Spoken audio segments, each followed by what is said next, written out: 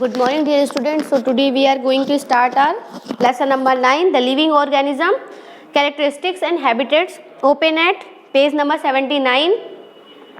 So let's begin our lesson number 9. तो इसमें हम लिविंग ऑर्गेनिज्म, उनके कैरेक्टरिस्टिक्स और उनके हैबिटेट्स के बारे में पढ़ेंगे कि लिविंग ऑर्गेनिज्म की क्या क्या कैरेक्टरिस्टिक्स होते हैं, कैसे कैसे उनके हैबिटेट्स होते हैं, मतलब वो कहाँ पे किस किस एटमॉस्फेयर में वो मतलब ग्रो अप कर पाते हैं, किस तरह का एटमॉस्फेयर उन्हें सूट करता है। जितने भी लिविंग ऑर्गेनिज्म है जैसे प्लांट्स हैं, एनिमल्स हैं, है ना, इन सब के बारे में पढ़ेंगे कि किस तरीके के हैबिटेट और एडेप्टेशन में वो ग्रो अप करते हैं। ओके, पहेली एंड बूझो वेंट ऑन वेकेशन। पहेली और बूझो दोनों वेकेशन पे गए हैं, अलग अलग जगह पे गए हैं। वो वहाँ के क्या देखने के लिए कि किस किस तरीके के प्लांट्स और एनिमल के हैबिटेट है। Okay, one such trip took them to the river Ganga. वो ऋषिकेश गए हुए, ऋषिकेश में वो गंगा नदी के ट्रिप पे गए हैं। वहाँ पे उन्होंने देखा, दे क्लाइंब द माउंटेन, वो पहाड़ पे चढ़े, Himalaya mountain of the Himalaya, Himalaya के पहाड़ों में वो चढ़े और उन्होंने वहाँ देखा कि वहाँ का जो एटमॉस्फेयर है काफ़ी कोल्ड है, very cold. They saw many kinds of trees, वहाँ उन्होंने कई अलग अलग डिफरेंट काइंड्स के पेड़ों को देखा। अलग अलग माउंटेन्स पे अलग अलग पेड़ थे, ओक्स के, पाइन्स के, देवदार्स के। ये पहाड़ों पे पाए जाने वाले पेड़ हैं जो कि कोल्ड मतलब कि ठंडे एटमॉस्फेयर पे ग्रो अप करते हैं। ठंडे एटमॉस्फेयर ही इनको सूट करता है। अगर मौसम गर्म होगा या ह्यूमिड होगा तो ये जो प्लांट्स है ये वहाँ पे ग्रो अप नहीं कर पाएंगे। तो माउंटेन्स पे कौन कौन से प्लांट्स पाए जाते हैं? Oaks, pines, deodars. Very different from the ones, ये एकदम बहुत अलग होते हैं जैसा हमारे प्लेन्स में पाया जाता है। वहाँ से oaks, pines and deodar mountain पे पाए जाने वाले प्लांट्स हैं। Okay, very different from the ones, ये बहुत ही ज़्यादा डिफरेंट होते हैं अदर प्लांट्स से। Near their home on the plains, plains पे पाए जाने वाले पौधों से या एनिमल से ये जो प्लांट्स हैं ये काफ़ी डिफरेंट होते हैं। इन येट अनदर ट्रिप, अब ये दूसरे ट्रिप में कहाँ गए हैं? देखिए दूसरे ट्रिप में ये गए हैं राजस्थान में। And moved on camels through the hot desert, अब ये राजस्थान में इन्होंने कैमल को देखा। अब कैमल कैसे एटमॉस्फेयर पे रहना पसंद करते हैं? हॉट डिजर्ट पे। वहाँ के रेगिस्तान काफ़ी गर्म होते हैं और वहाँ का एटमॉस्फेयर भी काफ़ी हॉट होता है। They collected different kinds of cactus plant, वहाँ राजस्थान में जाके इन्होंने अलग अलग प्रकार के कैक्टस प्लांट को कलेक्ट किया। Finally they went on a trip to Puri, फिर ये पुरी जाते हैं। ठीक है, पुरी, जब ये पुरी विजिट करते हैं तो वहाँ पे सी बीच होता है, समुद्र के किनारे होते हैं और वहाँ पे इन्होंने कई सारे कैस्यूरिना के पेड़ देखे जो जिनमें डॉट्स डॉट्स बने हुए थे। While recollecting all the fun, वहाँ जाकर इन्होंने काफ़ी फन किया और वहाँ पे इन्होंने ये चीज़ें थॉट्स को जो अपने रिकलेक्ट किया तो उन्होंने सोचा कि हर जगह पे अलग अलग प्रकार के पेड़ पौधे हैं, अलग अलग प्रकार के एनिमल्स हैं और उनकी हैबिटेट्स भी क्या है, बहुत काफ़ी डिफरेंट है। कुछ पेड़ों को ठंडा मौसम चाहिए, ठंडा एटमॉस्फेयर चाहिए, कुछ जानवरों को गर्म एटमॉस्फेयर चाहिए। तो हर किसी प्लांट्स और हर किसी एनिमल की जो रिक्वायरमेंट है वो अलग अलग होती है, उनको एटमॉस्फेयर अलग अलग सूट करता है। ओके, अब देखिए यहाँ पे देखते हैं, they had on these trips a thought struck them, अचानक से इन ट्रिप के जब वो ट्रिप कर रहे थे और ट्रिप जब लास्ट होती तो उनके दिमाग में एक थॉट आता है। All these places were so different from one another, ये सारी प्लेसेस एक दूसरे से काफ़ी अलग अलग हैं। And some places are very cold, some very hot and dry, कुछ बहुत ठंडे हैं, कुछ बहुत ही गर्म और सूखे हैं और कुछ बहुत ही नमी वाले स्थान हैं। ठीक है, and yet all of them had many, और इन सभी में काफ़ी ज़्यादा ऑर्गेनिज्म छोटे मोटे देखने को मिले हैं। ओके, और अलग अलग प्रकार के मिले हैं। They try to think of a place on earth, जब वो अर्थ पे देखते हैं, वो अर्थ पे सोचते हैं कि किस प्रकार के, where they may not be any living creature. Boojho thought of places, Boojho ने सोचा कि पृथ्वी पे तो अलग अलग प्रकार के क्रिएचर है, क्या हमारे घर में भी आसपास हमें कुछ ऐसे ऑर्गेनिज्म देखने को मिलते हैं? तो उन्होंने ये कोशिश की देखने के लिए कि घर में भी हैं कुछ organism. He had thought that there may not be any living organism here but he found one tiny spider in the, उन्होंने घर पे देखा तो घर में उन्हें कोई भी लिविंग ऑर्गेनिज्म नहीं मिला, मगर जब उन्होंने कबर्ड खोल के देखा पहेली ने तो उन्हें एक छोटी सी स्पाइडर मिली। ठीक है ना, spider outside the home too, घर के बाहर भी। Then did not seem to be any place he could think of that did not have live, मतलब ऐसी कोई जगह नहीं जहाँ कोई ना कोई ऑर्गेनिज्म ना मिले, हर जगह ऑर्गेनिज्म लिविंग थिंग्स मिल ही जाते हैं। पहेली स्टार्टेड थिंकिंग एंड रीडिंग, पहेली ने सोचना और पढ़ना स्टार्ट कर दिया दूर दूर जगह के बारे में कि कहाँ कहाँ कौन कौन से लिविंग ऑर्गेनिज्म होते हैं।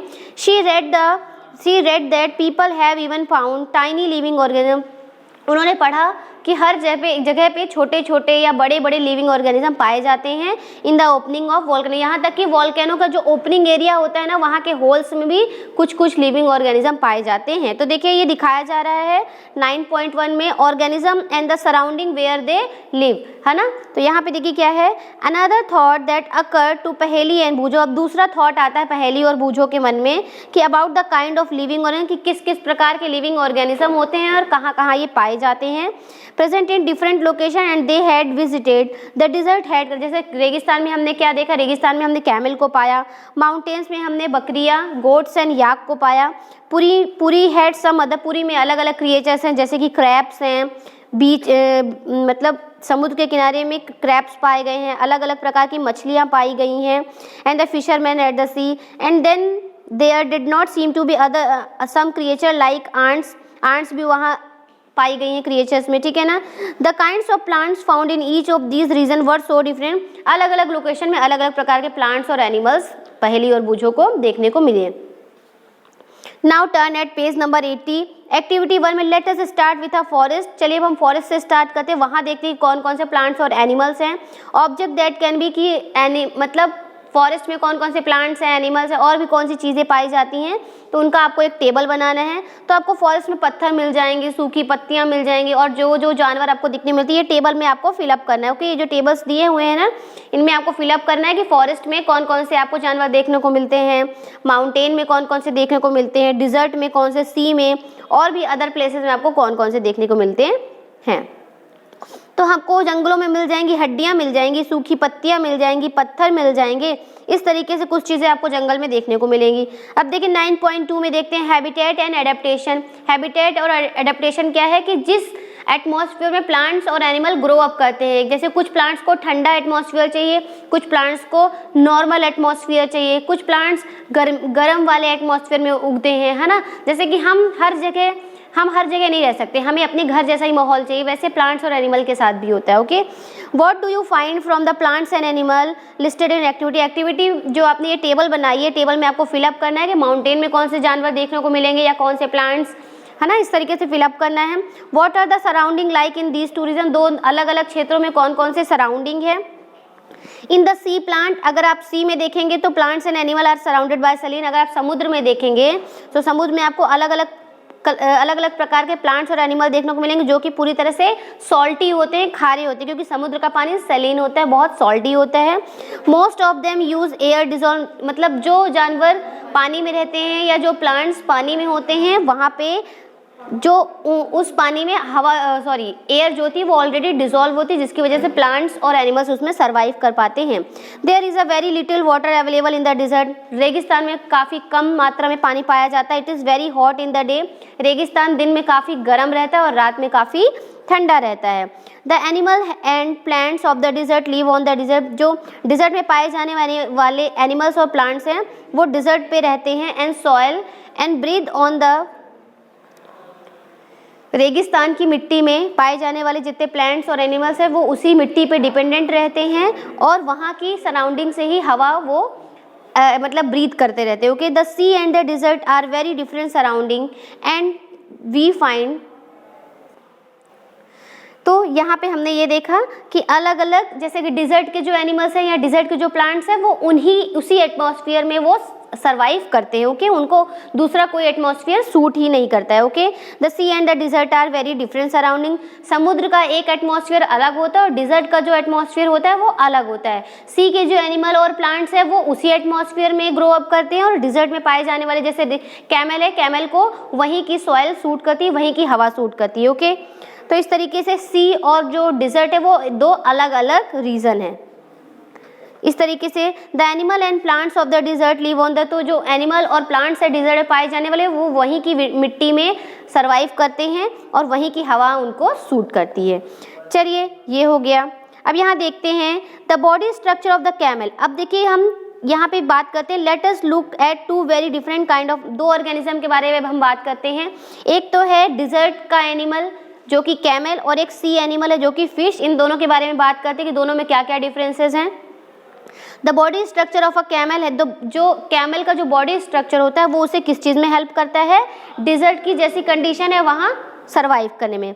Camels have long leg, camels में काफ़ी लंबे लंबे पैर होते हैं, which help to keep their bodies away from the heat of the sand. जैसे कि कैमल के जो पैर होते हैं वो काफ़ी लंबे लंबे होते हैं, जिसकी वजह से जो डिजर्ट की गर्मी होती है, जो सॉयल में गर्माहट होती है, वो उनके केवल पैरों में रह जाती है, वो उनके बॉडी तक नहीं पहुंच पाती है, जिससे कि वो इफेक्टेड नहीं होते। जैसे कि आपको पता है कि डिजर्ट का जो एरिया होता है काफ़ी हॉट होता है, वहाँ की मिट्टी भी काफ़ी, क्योंकि मिट्टी भी वहाँ से गर्म हवा निकलती है वहाँ से, इस तरीके से।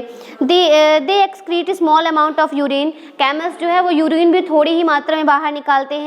इनका जो डंग होता है, मतलब इनका जो गोबर होता है, काफ़ी सूखा सूखा होता है और ये इनको पसीना बिल्कुल भी नहीं आता है। किनके बारे में बात कर रहे हैं हम? कैमल्स के बारे में बात करें। कैमल्स को जो है, कैमल्स काफ़ी थोड़ा सा यूरिन निकालते हैं, इनको पसीना बिल्कुल नहीं होता और इनका जो डंग होता है वो काफ़ी सूखा होता है। Since camel lose very little, जिसकी वजह से कैमल्स जो हैं पानी कम निकालते हैं अपनी बॉडी से, इसीलिए उन ज़्यादा दिनों तक वो बिना पानी पिए भी रह सकते हैं। Because camels lose very little water from their, क्योंकि कैमल्स बहुत कम पानी अपने बॉडी से बाहर निकालते हैं, क्योंकि वो कई दिनों तक बिना पानी के भी रह सकते हैं। वो एक बार में ही पानी पी लेते हैं और उसको वो अपने अंदर स्टोर करके रखते हैं और ज़्यादा पानी वो अपने बॉडी से बाहर नहीं निकालते हैं। Let us look at the different kind of fish. चलिए अलग अलग प्रकार की फिशेस देखते हैं हम। नीचे देखिए बनी हुई हैं, ये सारी फिशेस अलग है मगर इनमें एक कॉमन है। ये सारी फिशेस देखने में अलग अलग है मगर एक चीज़ सारी फिशेस में कॉमन पाई गई है। क्या पाई गई है? Streamline shape. जैसा कि हमने लेसन नंबर 8 में भी पढ़ा था कि फिशेस का जो स्ट्रीमलाइन शेप होता है वो सारी फिशेस में कॉमन होता है, कि आगे का जो हेड पार्ट होता है और टेल पार्ट होता है वो थोड़ा नैरो होता है, बीच वाला पार्ट पूरा ब्रॉड होता है। इस तरीके से ये जो पार्ट होता है ये उनको किस चीज़ में मदद करता है? उनकी बॉडी को बैलेंस बनाए रखने में, उनको डायरेक्शन चेंज करने में। उनके जो फिन्स होते हैं वो उनको मदद करते हैं स्विम करने में, पानी में वो ईजिली सर्वाइव करती, ईजिली स्विम कर जाती हैं। फिर देखिए gills present in the fish, जो गिल्स होते हैं फिश की बॉडी में, जो गिल्स प्रेजेंट होते हैं वो उनको किस चीज़ में मदद करते हैं? पानी में जो घुली हुई ऑक्सीजन होती है उसको वो एब्जॉर्ब करते हैं, उसी पानी में घुली हुई ऑक्सीजन से वो वहाँ पे स्विमिंग कर पाती हैं, क्योंकि मछलियों को भी ब्रीदिंग करने के लिए ऑक्सीजन की ज़रूरत पड़ती है, जो ऑक्सीजन पानी में पूरी तरह घुली हुई होती है। इस तरीके से हमने फिश के ये फीचर्स पढ़े कि फिश की जो बॉडी होती है वो स्ट्रीमलाइन शेप में होती है, सारी फिशेस की बॉडी स्ट्रीमलाइन शेप में होती है। और एंड दीज स्केल, और जो बॉडी की फिश की बॉडी पर जो स्केल्स बने होते हैं वो स्केल्स फिश को प्रोटेक्ट करने में उनकी हेल्प करते हैं, ठीक है ना, इस तरीके से, जिससे कि वो आसानी से पानी में मूवमेंट कर पाएँ। तो फिशेस और कैमल्स के बारे में कुछ अमेजिंग फैक्ट्स हमने पढ़े हैं, बाकी जो है वो हम नेक्स्ट वीडियो में पढ़ेंगे। Okay, thank you so much.